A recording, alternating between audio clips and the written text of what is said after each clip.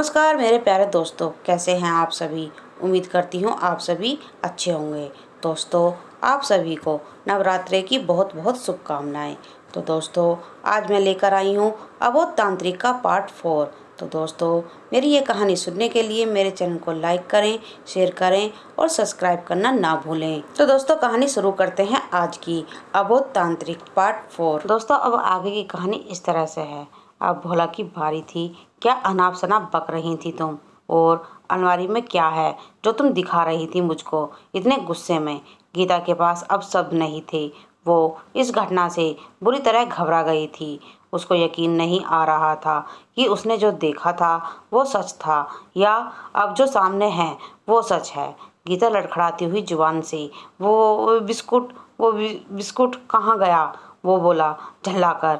यह क्या लगा रखा है? Biscuit biscuit? कौन से बिस्कुट? कैसे बिस्कुट? अब गीता कुछ हिम्मत करके अपने सूखते गले से थूक सटक कर बोली।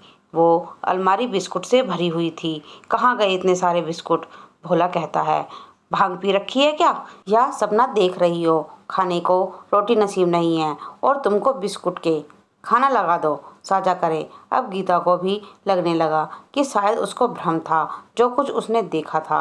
फिर वो ध्यान हटाकर खाना परोसने और बाकी काम में जुट गई। लेकिन दिमाग में यही उधेड़-बुन चल रही थी कि जो देखा वो क्या था, सपना या हकीकत। तभी कुछ देर में छोटू आ गया। सब खाना खाने लगे। तभी गीता के दिमाग में एक बात आई, जो कुछ मैंने देखा है छोटू ने भी तो देखा है। मेरी ना सही अपने खून की तो मानेंगे इसके बापू। अभी इससे ही कहलवाती हूँ सच। गीता कहती है, अरे छोटू, आज वाली बात जरा अपने बापू को तो भी पता। छोटू कहता है, अरे हाँ बापू, आज मेरे दोस्त धीरज नया घोड़ा लाया है। देखने में बहुत प्यारा है। हम सब आज उससे खेलते रहे पूरा दिन। लेकिन माँ, तुझको कैसे पता कि आज नई बात हुई है? गीता ने उसकी बात को अनसुनी करते हुए कहा, अरे वो नहीं बापू को वो बिस्कुट वाली बात बता दो जो अलमारी में इतने सारे बिस्कुट मिले थे। छोटू माँ की बात सुनकर सकपका गया। उसने मन में सोचा कि अगर मैं यह कह दूंगा कि अलमारी में बहुत सारे बिस्कुट थे तो बापू यह समझेगा कि मैंने चोरी की है, इसलिए बात छिपाने में ही भलाई है, वरना मार खानी पड़ेगी। बाद में माँ को समझा दूंगा कि बापू की डांट से बचने के लिए झूठ बोला था। छोटू, बिस्कुट? कौन से बिस्कुट माँ? अब तो गीता का बुरा हाल हो गया। वो बुरी तरह चोर बन गई। वो एकदम झल्लाकर गुस्से में बोली, अरे अलमारी में भरे हुए बिस्कुट जो तूने और मैंने देखे थे, बताता क्यों नहीं है तू? अब भोला को गुस्सा आ गया। वो बोला, बस बस रहने दो, मुझे कुछ नहीं सुनना है किसी से। पता नहीं क्या पागलपन सवार हो रहा है आज तुम्हारे ऊपर। इसके बाद गीता ने यही ठीक समझा कि इस बात का अब आगे जिक्र ना करने में ही भलाई है। दोनों बाप बेटों ने मिलकर झूठा बना दिया मुझको। छोटू से तो बाद में निपटूंगी, इसको इसके बापू से ना पिटवाया तो कहना। अगले दिन छोटू स्कूल में बहुत उदास आया। उसने घर आकर गीता को बताया, मामा पता है हमारे स्कूल में बाल दिवस मनाया जा रहा है। गीता कहती है, अच्छा, यह तो बहुत अच्छी बात है, फिर तो तुमको बहुत मज़ा आएगा उस दिन। छोटू, हाँ हाँ माँ, बहुत बड़े बड़े लोग आ रहे हैं स्कूल में। उस दिन टीचर जी कह रही थी कि हमारे प्रधान जी भी आ रहे हैं। गीता कहती है, अच्छा, ओहो, फिर तो तुम साफ कपड़े पहनकर अच्छी तरह से तैयार होकर स्कूल जाना। गीता की बात सुनकर छोटू की आंखों में आंसू आ गए। वो सुबकते हुए बोला, नहीं माँ, मैं उस दिन स्कूल नहीं जाऊंगा। उसकी आवाज़ में बहुत गहरा और अनकहा दुख झलक रहा था। गीता कहती है, क्यों, क्या हुआ? छोटू कहता है, अरे माँ, देखना तो टीचर भी कितनी बुरी हैं। हमारे स्कूल में लड़कियों को परी बनाया जा रहा है। सब परियां साथ में नाचे गाएंगी। और पता है इनका राजकुमार किसको बनाया जा रहा है? गीता उत्सुकता से, किसको? तुमको, मेरे राजकुमार को। छोटू यह बात सुनकर जोर जोर से रोने लगा। बोला, नहीं माँ, नहीं, टीचर जी राजकुमार प्रधान जी के बेटे को बना रही हैं। मैंने उससे कहा कि मुझको राजकुमार बना दो तो साफ कह दिया, नहीं, ऐसा नहीं हो सकता। तुम्हारे बापू के पास इतना पैसा है कि राजकुमार के कपड़े बनवा सके तुम्हारे लिए? तुमको पता भी है इन सब परियों के कपड़े भी प्रधान जी ही बनवा रहे हैं। शक्ल देखिए अपनी, यह बनेंगे राजकुमार। मामा, तुम टीचर जी से बात करो ना कि मुझको राजकुमार बना दे, और बापू से बोलो ना कि मुझको राजकुमार के कपड़े बनवा दे। गीता टीचर की बात सुनकर अंदर से टूट गई। उसको इतना दुख हुआ कि जहाँ खड़ी थी वहीं बैठ गई। गरीब होने का फल आज उसकी संतान भुगत रही थी, जो उसने कभी सोचा भी नहीं था। खैर, बाल मन को शांत करने के लिए बोली, अच्छा ठीक है, मैं बात करूंगी तेरी टीचर जी से और बापू से। अब छोटू रोज गीता से जिद करता कि स्कूल चलो और टीचर से बात करो, लेकिन गीता कोई न कोई बहाना बनाकर बात टाल देती। छोटू बहुत उदास था। उसने अपने पिता से भी अपनी बात कही। भोला ने बात गीता पर टाल दी कि यदि गीता से टीचर कह देगी और टीचर हाँ कह देगी तब दिलवा दूंगा राजकुमार के कपड़े। वक्त गुजरता गया और बाल दिवस आ गया, लेकिन गीता ने टीचर से कोई बात नहीं की और ना ही उसको करनी थी। छोटू ने सुबह से ही रोना शुरू कर दिया। छोटू रोते हुए, माँ बापू, मैं आज स्कूल नहीं जाऊंगा। तुम दोनों बहुत बुरे हो। तुमने टीचर जी से बात नहीं करी। अब तो बस यश ही बनेगा राजकुमार। गीता की आंखों में बेबसी के आंसू थे, फिर भी हिम्मत करके बोली, अरे तो क्या हुआ, तू तो वैसे ही राजकुमार लगता है। देख, तेरे गले यह माला है, ऐसे तो राजकुमार पहनते हैं। भोला कहता है, तू चिंता मत कर, अगले साल बन जाना राजकुमार। मैं चलूंगा तेरी टीचर जी से बात करने। एक बेबस लाचार बाप का यदि हाल देखना हो तो उस समय कोई भोला को देखे, जो चाहकर भी एक छोटी सी खुशी अपने बच्चे को नहीं दे पा रहा था। छोटू बुरी तरह चिढ़ गया। बोला, मुझको तुमसे बात नहीं करनी है। मेरी तुम्हारी कट्टी। उसके चेहरे से गुस्सा और दुख साफ साफ झलक रहे थे। वो उठा और बिना कुछ खाए घर से निकल गया। गीता जोर जोर से रोने लगी और खुद को कोसने लगी।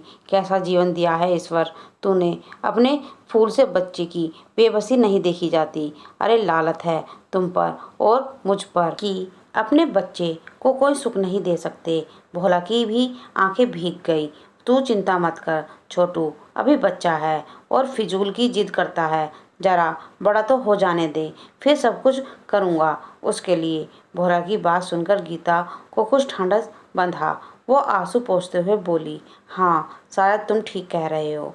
उधर छोटू अपनी मित्र मंडली में जा पहुंचा। सब बच्चे फिर से खेल में लग गए। छोटू के बहुत सारे दोस्त थे, जिनमें से एक विनय बोला, अरे छोटू तू स्कूल नहीं गया आज? छोटू, नहीं मुझको नहीं जाना स्कूल। विमल कहता है, क्यों? अच्छा, गृह कार्य नहीं किया होगा। छोटू चिढ़कर बोला, मैं तेरी तरह बुद्ध नहीं हूँ, गृह कार्य पूरा है मेरा। विनय कहता है, अच्छा तो फिर क्या बात है? छोटू, कुछ नहीं, वो टीचर ने मुझको परियों का राजकुमार नहीं बनाया ना, इसलिए। विनय, अच्छा लेकिन क्यों? छोटू कहता है, मुझको नहीं पता। गरीबी ने अब उसको अपने हालात छुपाना भी सिखा दिया था। तभी एक अन्य लड़का अभिनव बोला, यार एक बात बता, परियां सच में होती हैं क्या? छोटू अपना ज्ञान दूसरों से अधिक दिखाने के लिए और अपनी शान मारने के लिए बोला, हाँ हाँ होती हैं। तभी अनिल जल्दी से बोला, अच्छा होती हैं तो बता कैसी दिखती हैं? छोटू ने एक पुस्तक में परी की तस्वीर देखी थी। बस हो गया शुरू।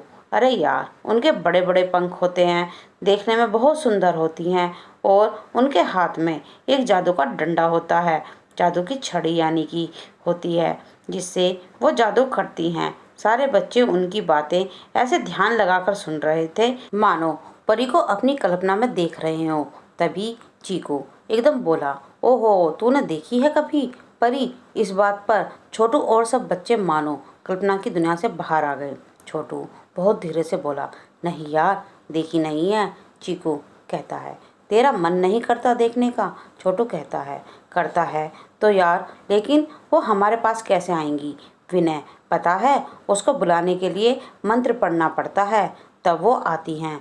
इतना कहकर सब बच्चे खेल में लग गए, लेकिन छोटू के दिमाग में तो परी बसी हुई थी। उसको तो परियों का राजकुमार बनना था।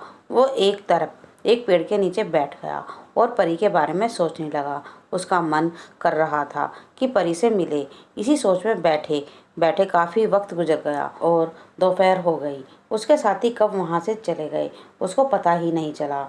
छोटू आंखें बंद किए ख्यालों की दुनिया में खोया हुआ था।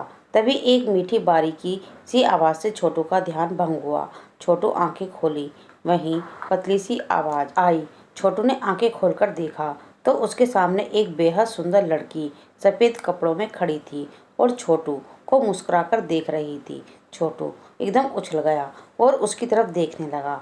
उसने आज तक ऐसी लड़की नहीं देखी थी और न ही इतनी मीठी आवाज़ सुनी थी। छोटू को अपने आसपास बहुत मोहक सुगंध अनुभव हो रही थी। छोटू, आप कौन हैं दीदी? वही जिसको तुम याद कर रहे थे, वो लड़की उसी दिल खींचने वाली मीठी आवाज़ में बोली। छोटू, लेकिन कौन? मैं तो परी के बारे में सोच रहे थे ना, तुम मिलना चाहते थे ना उससे। वो लड़की छोटू के आगे कुछ बोलने से पहले ही बोल पड़ी। छोटू ने हाँ में सिर हिलाते हुए कहा, लेकिन दीदी आपको कैसे पता? तो मिलो परी से, तुम्हारे सामने खड़ी हैं। लड़की ने अपनी चमकती हुई आंखों से छोटू को देखते हुए कहा। छोटू, अरे दीदी तुम मजाक कर रही हो ना, मुझको पता है। अरे परी ऐसी ही थोड़ी ही होती है जैसे तुम हो। तुम तो सालू दीदी जैसी ही हो जो हमारे पड़ोस में रहती हैं। ना ना ना, तुम उनसे बहुत बहुत बहुत सुंदर हो। अच्छा तो परी कैसी होती हैं? उस लड़की ने बहुत भोले अंदाज में सवाल किया। छोटू, अरे दीदी तुमको इतना भी नहीं पता? उनके बड़े बड़े पंख होते हैं, वो सफ़ेद कपड़े पहनती हैं और हाँ उनके हाथ में जादू की छड़ी होती है। तुम्हारे पास यह सब कहाँ है? बोलो बोलो, अगर मैं उस रूप में आती तो तुम डर जाते और यहाँ से चले जाते, फिर तुमसे कैसे मिलती? वो लड़की छोटू को और करीब आकर बोली। नहीं नहीं, मैं डरता किसी से नहीं, छोटू ने हिचकिचाते हुए कहा। अच्छा तो तुम मुझको असली रूप में देखना चाहते हो? तब यह यकीन करोगे? लड़की मुस्कुराकर बोली। अच्छा तो फिर आंखें बंद करो, उस प्यारी सी आवाज़ ने छोटू से फिर कहा। ने आंखें बंद कर ली। अभी उसकी आंखें बंद करें 2 पल भी नहीं हुए थे कि वही आवाज़ फिर आई। अब आंखें खोलो, देखो मुझे। छोटू ने आंखें खोली तो उसने देखा, उसके खुद यकीन नहीं हो रहा था कि सफ़ेद कपड़े पहने हुए, हाथ में जादू की छड़ी लिए, बड़े बड़े गुलाबी पंख लगाए और सिर पर छोटा सा ताज पहने एक बहुत ही खूबसूरत परी उसके सामने खड़ी मुस्कुरा रही थी। छोटू खुद को रोक ना सका। छोटू, हाय हाय, तुम तो सच में परी हो दीदी, ये कैसे हो सकता है? छोटू की सांस फूल रही थी उत्साह से और वो एक सांस में बोलता चला गया। सच बताओ दीदी, तुम्हारे यह पंख असली हैं ना? और हाँ, क्या तुम इस छड़ी से कुछ जादू दिखा सकती हो? अच्छा, तुम्हारा नाम क्या है? तुम कहाँ रहती हो? छोटू बिना सांस लिए बोलता चला जा रहा था। अरे बाप रे बाप, इतने सारे सवाल एक साथ!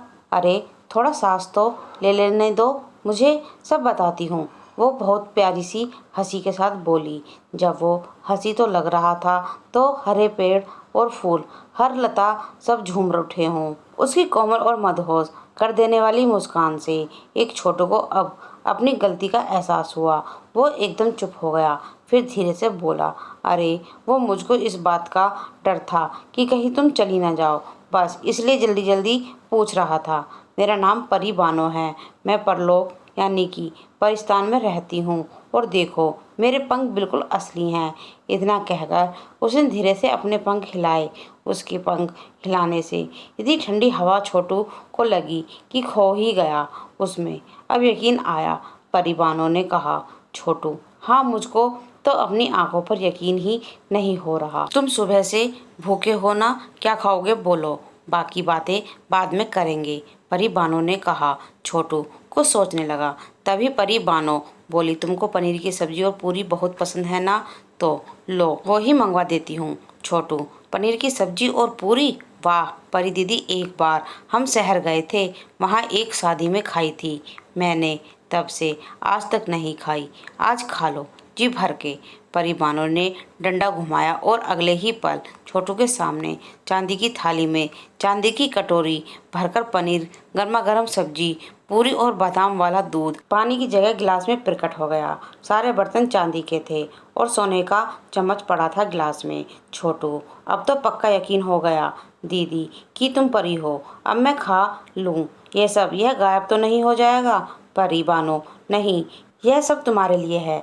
जितना चाहो खाओ, यह खत्म नहीं होगा और जब तक तुम नहीं कहोगे यहीं रहेगा। छोटू ने पेट भरकर खाया आज और बादाम वाला दूध पिया जो उसने जीवन में आज तक नहीं पिया था। उसका पेट मोटा हो गया। यह सब खाकर छोटू कहता है, वाह दीदी, इतना स्वादिष्ट खाना और ऐसा दूध मैंने कभी नहीं खाया और पिया।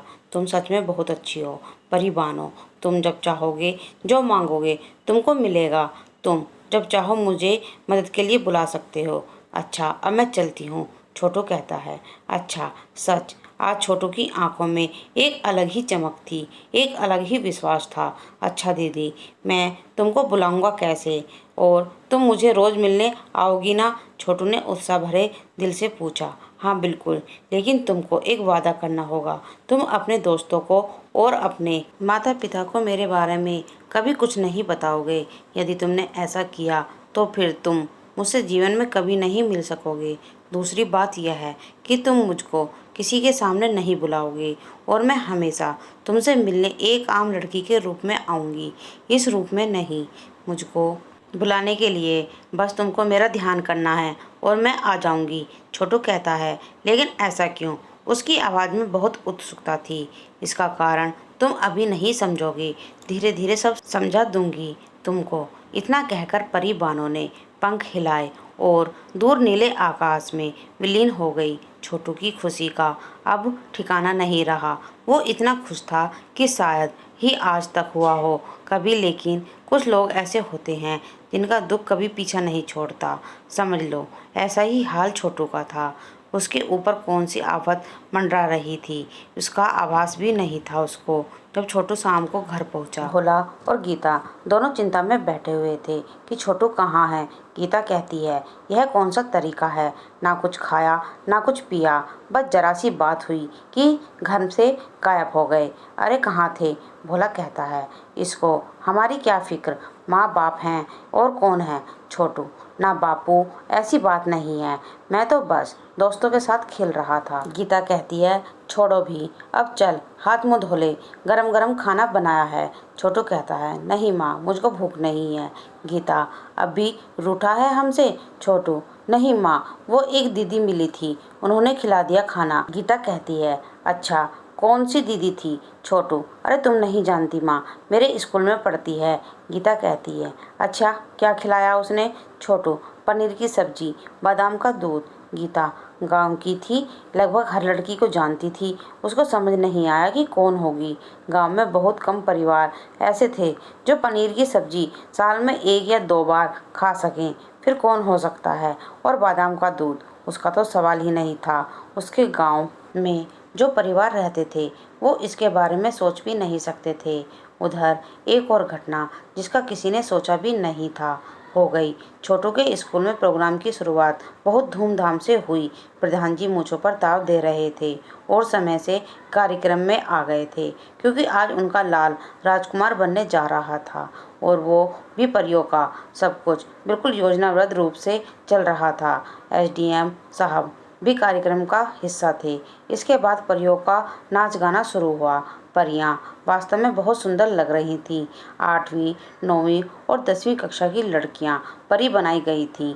लेकिन जैसे ही परियों के राजकुमार वाला दृश्य आया और राजकुमार यानी कि यश मंच पे चढ़ा, मंच बीच में से टूट गया और 2 टुकड़े हो गया।